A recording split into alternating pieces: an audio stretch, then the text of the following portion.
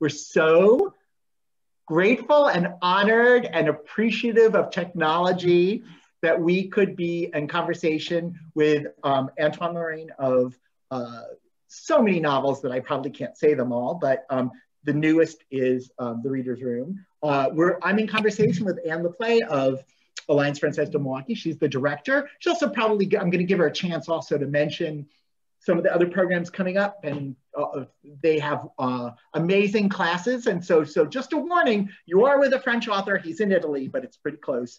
So we're going to do things in English, but we're going to have a French interlude and then maybe some translation. So, but I know you love Paris and you love France because you're at this event. So that will be perfectly fine with you. Let me give a welcome to Anne Leplae of Alliance Française. Do you want to say a few words before we start? Bonjour, yes. So I recognize a lot of people, and very happy to have Antoine Laurain virtually in Milwaukee. Milwaukee has a special connection with Antoine, in part because of his book, Vintage 1954, which has a little cameo of Milwaukee. And we love your books. I believe one of your books was chosen as the One Book, One Federation book for the Alliance Française of the US, Le Chapeau du Président, Le Chapeau de Mitterrand, one of the president's hat. Books. Yeah. And even though we don't like COVID, we really liked Zoom. And being able to have events like this with Antoine from Paris or rural Italy. So it's wonderful to be able to do these. Today's a busy day. So we have Antoine now. We have our radio show at 4:30. And then a film series starting tonight, the Auberge Espagnole trilogy. So that's tonight at 7, and just email us or check out our website to find out more. Merci. Well, with that, welcome to Antoine Laurain. Do you want to say a few words about the book? Like a little intro? Oh yes, I can say a few words about the book, but just before I want to say thank you to all the people on the Zoom now, and especially with the French Alliance and you, Daniel, because we are friends and we meet each other several times in Milwaukee. So a huge hello to Milwaukee and to readers from Milwaukee and to the American readers. So the Reader's Room is a book about a special place where in publishing house, you have this room where people are paid to read books sent by everyone, and they want to be published. So you have to read those books, and sometimes you find one very interesting book, and maybe the one who wrote this book will become a writer. And so this is the main subject of the Reader's Room.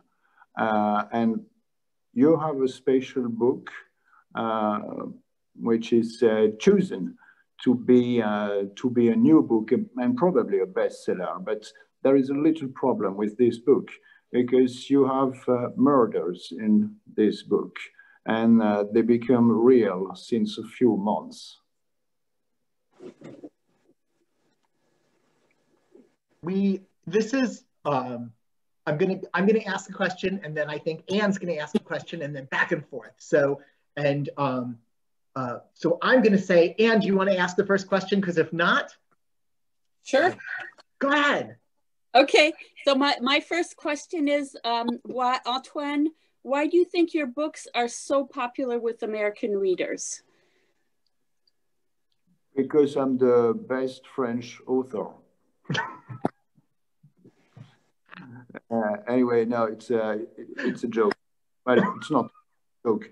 But maybe because there is something universal in some of my books. I mean, the President's Hat or the Red Notebook.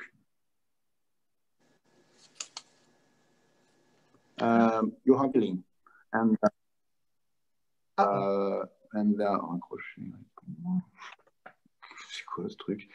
okay, and do you see me, guys?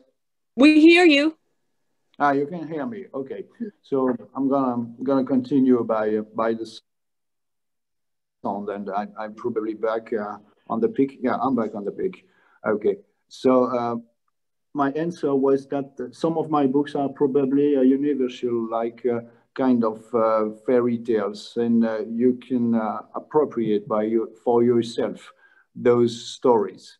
And in another way, they are all very French and very Parisian, probably. So if you like my city, it's I think it's a good dig to like my book and like the stories I can wrote. I think you've hit the nail on the head. I mean, there's so much kind of, for an American, there's just so much, I don't know, there's just this sort of Frenchness that wafts through them. And I think people really love the fairy tales. And one of the things I really love about, as you've been writing more books, is that each of your books has kind of tries to do a different thing. So you have a time travel novel, you have a political novel, and this book is really, I think, I was trying to decide if other books could fall into this. This is really your first mystery thriller. And yet you couldn't think of anybody else writing this book except you. But it has so many of the elements. What led you to try to write something sort of this sort, a thriller?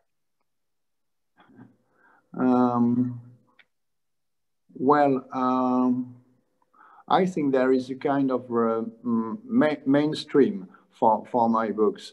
You can find, of course, very different kind of characters, different kind of story, but there is a mainstream. I mean, they are all different, but it's always the same idea.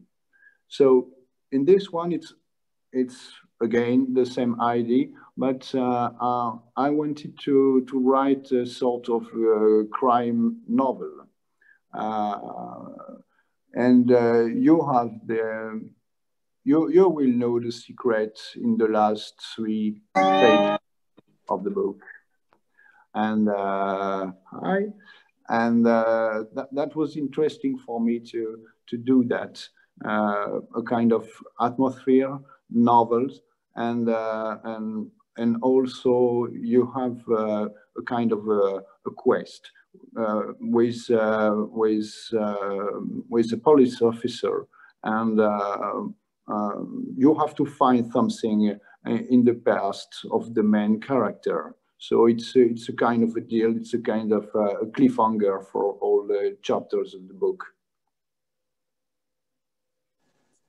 I'm going to pass to Anne, but I just want to say, yes, that quest is the thing you always have a quest. I mean, we're always looking for something. And I was going to say, I've read all your books except for Smoking Kills. So I didn't name it. So let's pass it to Anne. Anne, what would you like to ask? So the theme of memory, I've only read 3 books. I've read The Reader's Room, The Red Notebook, and Vintage 1954, some in French, some in English. I can't remember which. But for those 3 books, I see the theme of memory, forgetting and remembering, which comes up often. Is memory something you're preoccupied with? Yes, because I think without memories and remembers, you have nothing. The present is very important, and especially in a novel. But when you have characters, you have to tell many things about their past. And probably those memories are always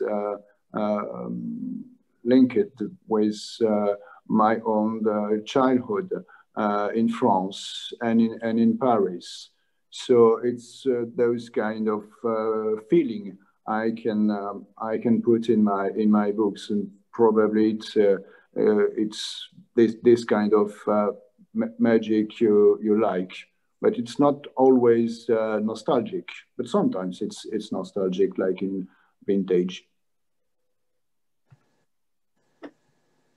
I would say memory plays a very important part in the new book. Anne Leplae is this head of manuscript services, this reader's room, so to speak. And she doesn't even remember her own clothing sometimes. Her own, she has jewels and things like that she doesn't recall. She's such an interesting character, but the thing that I like about, one of the things I like about your books is that almost everybody's a main character. You really don't seem to have the ability to take a side character and just keep them a side character. Everybody has a backstory. You know, the inspector, Sophie Tanche, I have terrible pronunciation, I should never do it. No. Has a story. Everyone, Marie, Stefan, Beatrice. Beatrice is one of my favorite characters in the book. What's your, is that on purpose or is it just instinctual? And tell me about a few of your favorite characters in this book. I like very much the main character called Violaine, the publisher girl. But you have said the name Sophie Tanche, the police officer. I like her also very much. But you know, you need to have a main character, then you have other characters, but they have to be very live, very. It's not just ghosts around the main character. They have to have their own blood, their own stories, and their own life. So if you want the book to be alive, you have to make everybody in the book alive. This is a kind of magic. And if you like this magic, it's okay. We like the magic, yes. Yeah. And that kind of segues into a question that I had is how has your background in cinema and art influenced your fiction?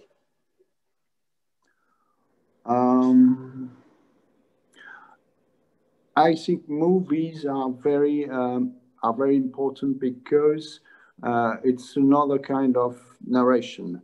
It's I mean at the beginning of the comment on dit 20e siècle, je sais plus. 20th century.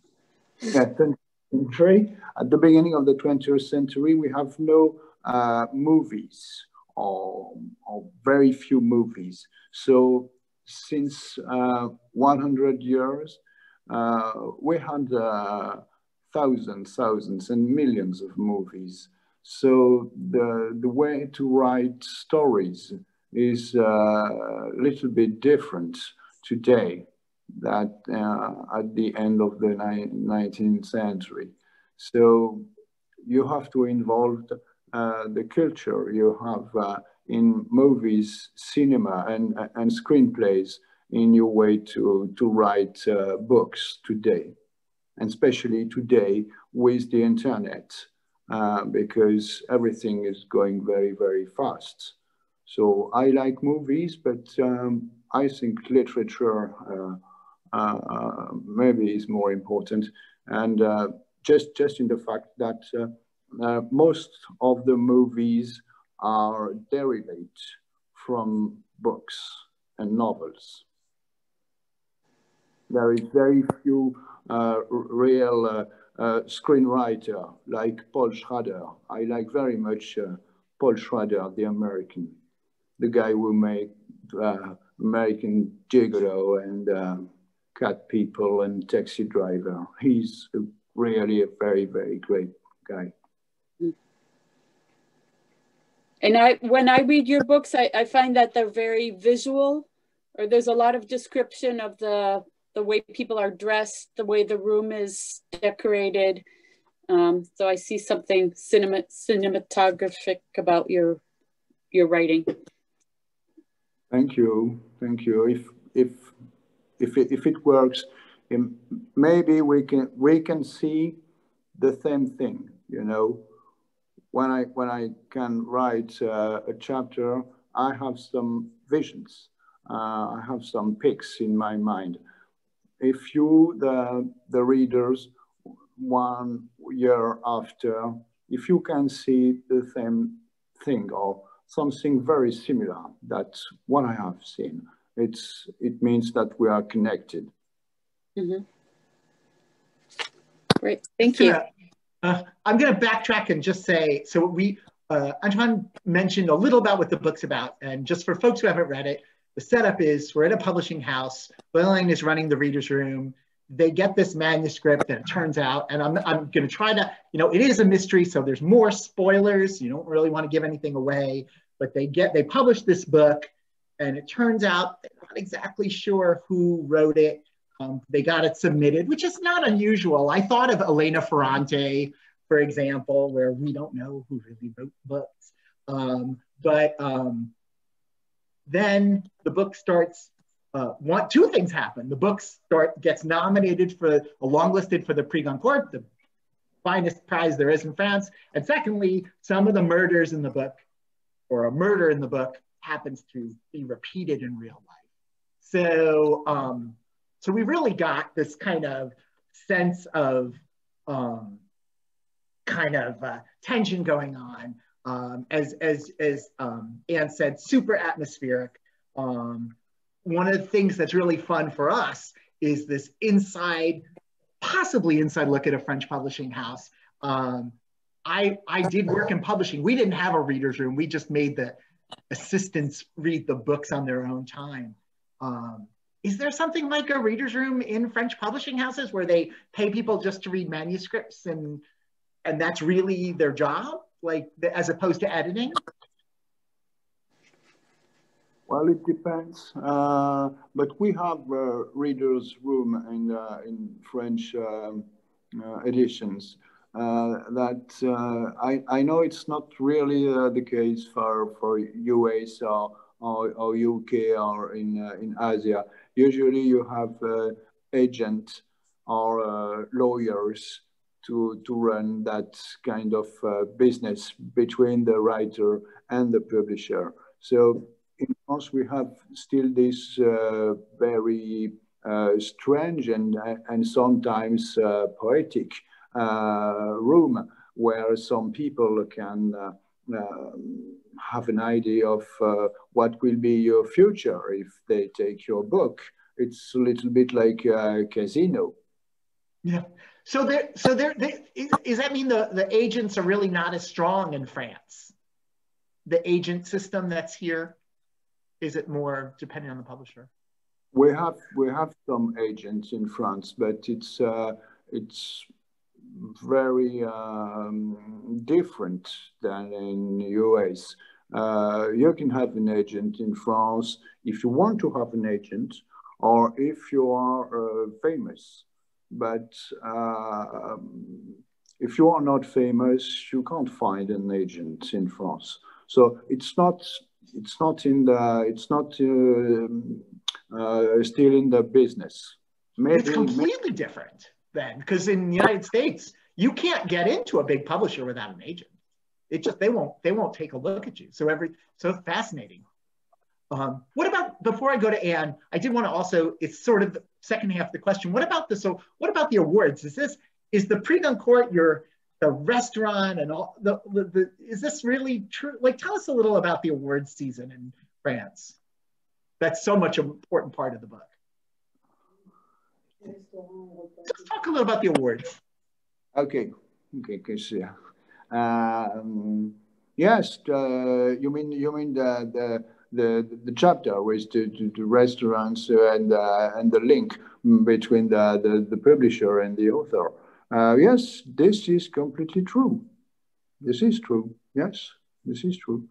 Yeah, if I remember, I wrote that writers I like Big Fat Cat,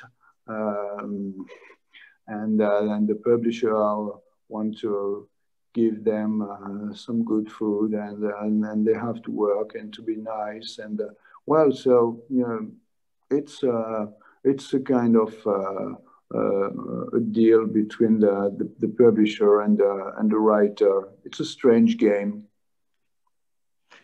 Hey, go on. And the Prix Goncourt is typically announced for November next month. What are the traditions, and how does it take place in France? And usually, and how will COVID-19, how will the 2020 change how the Prix Goncourt is usually done? Well, it's the most famous prize for French literature, so it's a kind of great event in France. And you have the TV, the radio, and even the police to go with the writer to the restaurant draw to get the prize, and so it's a big moment and a mediatic moment. So you have on the TV at the moment of the news, they cut the news and they say that the Prix Goncourt is discerned to this author, and we are on the air at this moment, and they try to do an interview of the writer at this moment. So this is a very, very special moment, because it's an old prize in France. It takes place since 100 years, if I remember. Mm-hmm. And will it? So do we know who is shortlisted for this year? Yes, we have a short list on this year, and there will be another one soon. So it's like suspense. I'm not on the list. We promised that there would be a little French interlude. Maybe this is a good time for Anne to ask you some questions in French, and we'll all get our Google Translate out. Et comment est-ce que vous vivez en ce moment le confinement? Est-ce que c'est bien pour votre écriture, ou est-ce que ça rend l'écriture un peu plus difficile? Quelle est votre vie depuis le mois de mars? Do I have to answer in French or in English? Comme vous voulez. Voilà. Je vais répondre en français. Non, je ne pense pas du tout que le confinement ait été productif pour ce que j'écris. Non. Je trouve que c'est une période extrêmement triste et extrêmement inquiétante. Voilà. Si certains ont pu s'enfermer et écrire des romans, c'est bien, mais non, et je pense que ça va recommencer. Ouais. Et pourquoi est-ce que vous avez pris la décision de quitter Paris pour l'Italie?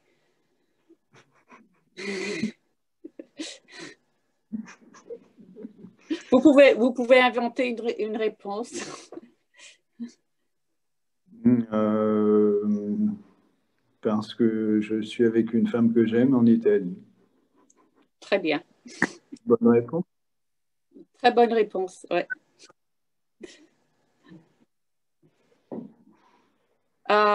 So I don't know if we want to switch to English or continue in French.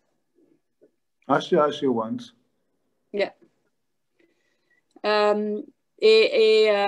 Ici aussi, on vit le confinement assez difficilement, et Et en plus de ça, bon, en France aussi, vous avez des problèmes, mais on a des problèmes politiques, des problèmes raciaux. Donc, je comprends complètement que ce n'est pas un moment où on est très créatif parce qu'il y a beaucoup de stress et d'inquiétude. Oui, mais je comprends aussi que vous êtes dans un moment très difficile aux États-Unis. Vous avez beaucoup de cas. Votre pays est beaucoup plus grand que la France, mais je sais que c'est très compliqué pour vous. Et en plus, vous êtes dans une période électorale qui va s'achever bientôt et qui est peut-être très incertaine. Ouais. Et le Covid a aussi remonté beaucoup d'autres problèmes de déséquilibre et où on voit qu'il y a des problèmes, des personnes qui ont moins de moyens que d'autres et donc ça fait revenir beaucoup d'autres problèmes en même temps. Donc. Je me doute. Ouais. Je me doute.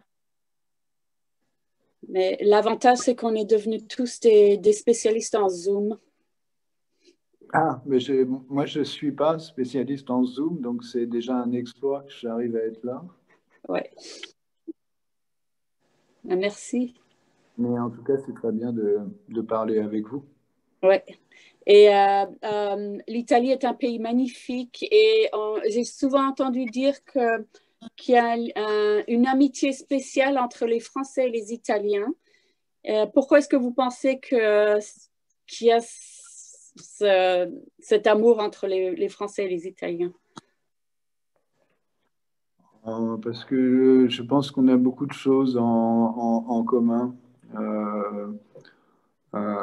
qui est liée par notre histoire passée, par notre goût de la beauté, par l'architecture, par les arts, et par la religion catholique aussi, qui unit aussi la France et l'Italie. Mm-hmm. Merci. And I realized that I might ask the same questions in English now because I have no idea what anybody said. Next time, I'm going to get somebody translating into the chat box. Like, this is our first time doing one like this, so. I can translate some of the questions. Oh, it's okay. If you can say, if I say something that you just said, you just kind of roll your eyes and say, oh, okay. Daniel, why don't you speak better French?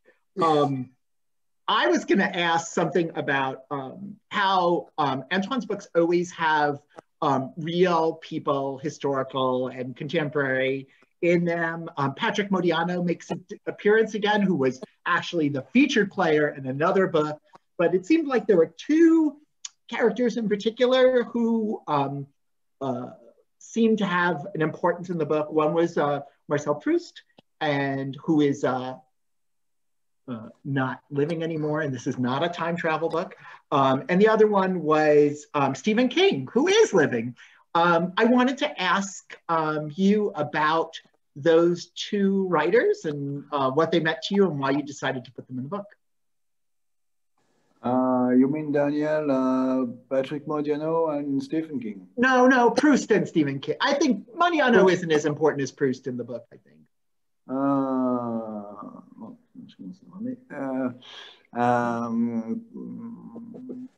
Proust is one of the most famous French author.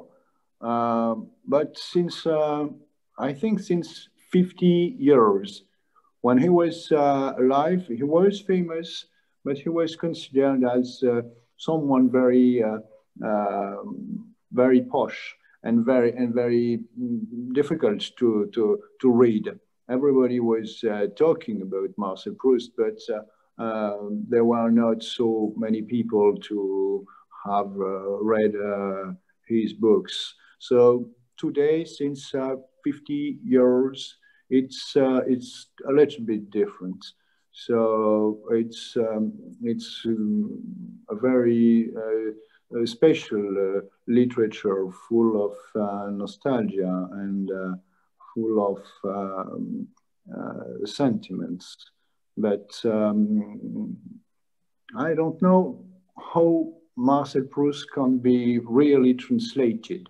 I mean, translated in English, translated in German, in Italian. I'm not sure it's really possible because it's so French. But maybe you can get the feelings and this very kind of nostalgia from the past in his chapters. And Stephen King, it's another character because he's alive, and he wrote a very interesting book about how to be a writer. And I don't remember the title of the book. Give me the title. In English, it's On Writing. Ah, yes, it's On Writing. Yes, so On Writing is a very interesting book because it's about him, about his youngness, about his beginning as a writer, and it's I think it's one of the best book wrote about the job of a writer, and it's very sensitive and really brilliant book about that. You are definitely not the first person to recommend On Writing. We hear it from writers all the time. We were lucky enough to host Stephen King and one of his sons a few years ago, and just want to say he was really terrific to the booksellers, and you know, it was just an amazing experience. I just wanted to say with Proust, one of the things about translating him is that the series is partly in public domain in the United States and partly not in public domain. So there are multiple translations, I think, of book one, but not of the other ones. It'll be interesting to see what happens now that we're beginning to allow the 20s to go into public domain, to see if somebody can do better translations the way we've seen of War and Peace. One of my other favorite books this year also had Proust at the center. So you're like the connecting thread. It's a book that was written in English called The Paris Hours by another bookseller whose name is Alex George. And it's 4 stories set in 1927 Paris about 4 characters all looking for something. It's a very, I never asked the author about this, but it's a very Antoine Laurain sort of setup, as if there were 4 books of yours colliding. I hope it gets translated into French because I just thought it was beautiful. So, but I just thought, oh, it's Proust here. Anywho. So will send me the link and the. Oh, sure. Yeah. Anne, what's your next question? That actually, those were all my questions. I wanted to ask Antoine, you know, this book is, you know, you had a science fiction-y sort of book last, and we're going to have to ask you a question, at least one question about vintage 1954, because at one time we hoped you might come over for it, being that Milwaukee is a featured player. Liam Callanan, who, when you came for French Rhapsody, set up your event at your meeting at the Harley Museum, which sort of worked its way into the book. John Mesjak, who also kind of was a little bit of inspiration, he's on the call too. Talk for a moment about Vintage 1954 and why you decided to do a Milwaukee featured player, if you remember. Of course, I remember very well those days in Milwaukee and the visit you organized for me at the Harley Museum, and it was interesting to have an American character in this French book, but a different one from the usual American character in French books, because usually an American is a guy who lives in New York. He's a psychanalyst, And, you know, so this is very cliche. So to have a guy from Milwaukee was more interesting for me. And it was a way to be connected with you and with all my friends from Milwaukee. And I was thinking through this book when I was in your bookstore, Daniel. So I walk in streets of Milwaukee, looking at different bars and different places I could put in the book after. Yes, and there a couple places showed up. That was so cool. Anyway, we're really grateful for that. It makes you even more special in our town, and I know that both John Mesjek and Liam Callanan highlight, definitely a highlight. Always a highlight. I have many. I still have my president's hat, and I think I can see that in my beautiful French pencil case. Yes. I have your key do you still have a key collection, by the way? Yeah, I have still a key collection. Yes. And you have still the goodies from the first tour. Oh, yeah. Thank you. Anne has a question from one of our attendees, and it's in French, so I can't read it, but she's going to read it. Yes. So this question is from Anne Paper. Est-ce qu'il y a des textes dans vos livres qui sont plus difficiles à traduire vers l'anglais, des idées ou des sentiments qu'on ne peut pas traduire?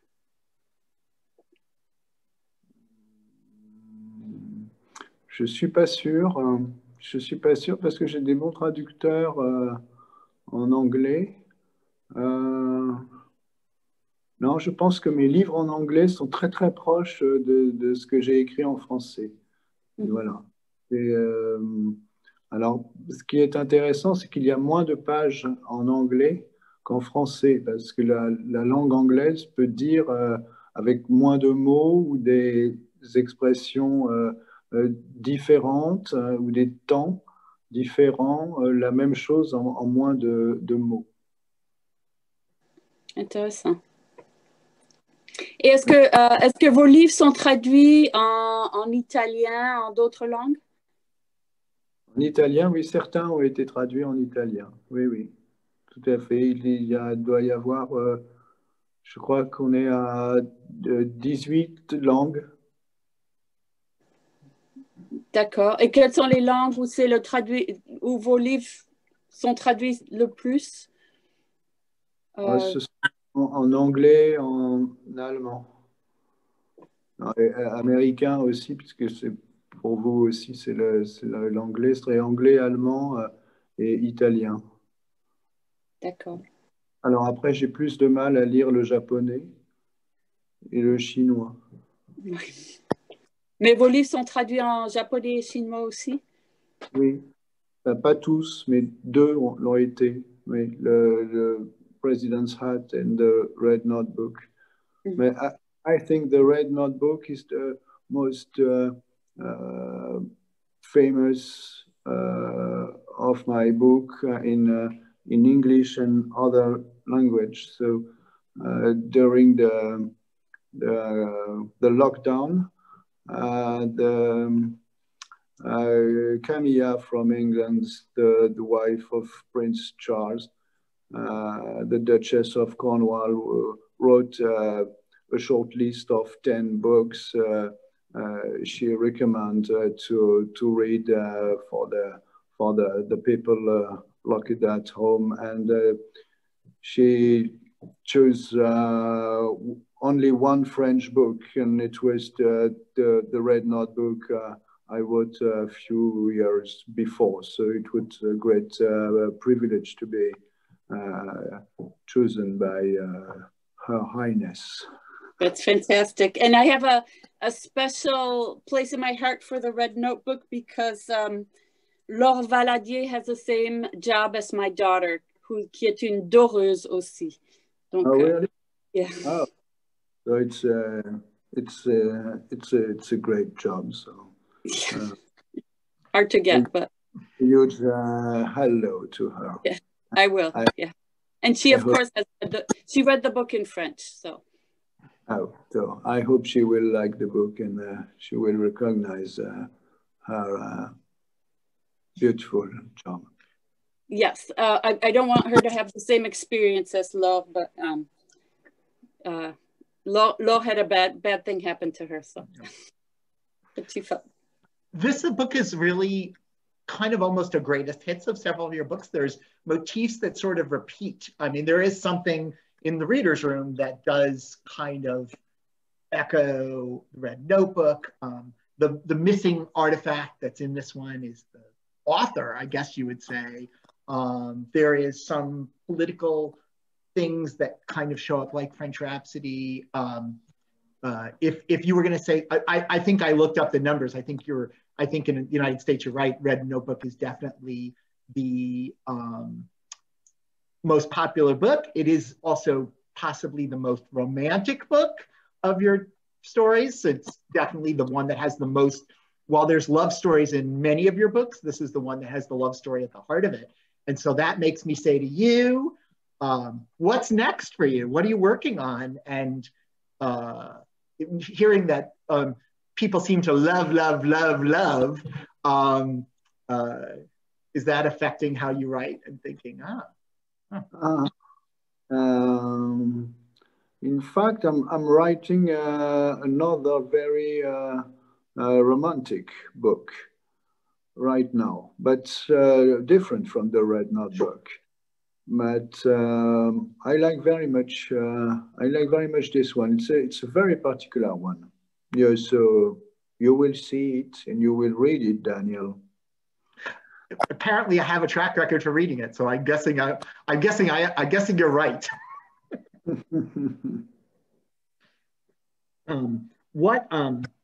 As you've been, is anything? I know you've had a number. Anne asked about your cinematic connections with several of your other books. What's happened since we know that both President's Hat and I think Red Notebook had adaptations? What has anything else happened that we might know about or hear about? Okay. The President's Hat was adapted from French television, and the rights of the Red Notebook are now free. Oh, okay. So if you know a very big and rich producer, you can give the message. So if he wants to buy the rights of the Red Notebook, I'm very open. Do you think, Antoine, that there's going to be a rash of novels that have COVID-19 as a backdrop or COVID-19 confinement as a backdrop in the next 10 years? You mean novels talking about this COVID moment? Yes. Probably. Novels about the lockdown are not very popular, and from what I know, many publishers are not so interested by that. Maybe because readers have to read and have the mind more free about this very particular moment of the lockdown. But probably we will have some novels about the COVID. But you have just to read the books by Stephen King or Ray Bradbury. I think it's already done. Okay. True. Right. You know, it's interesting how many books that have been written before the lockdown and before COVID, where people have said, wow, it's like you knew it was coming. You know, so many books about pandemics that had been written in the last few years. A couple of major ones came out already that had been written beforehand. So I'm guessing the publishers will be not wanting to see everything, but they're going to publish some of them. Probably, but it's one of the power of literature. It's that you can write a story, and this story became true.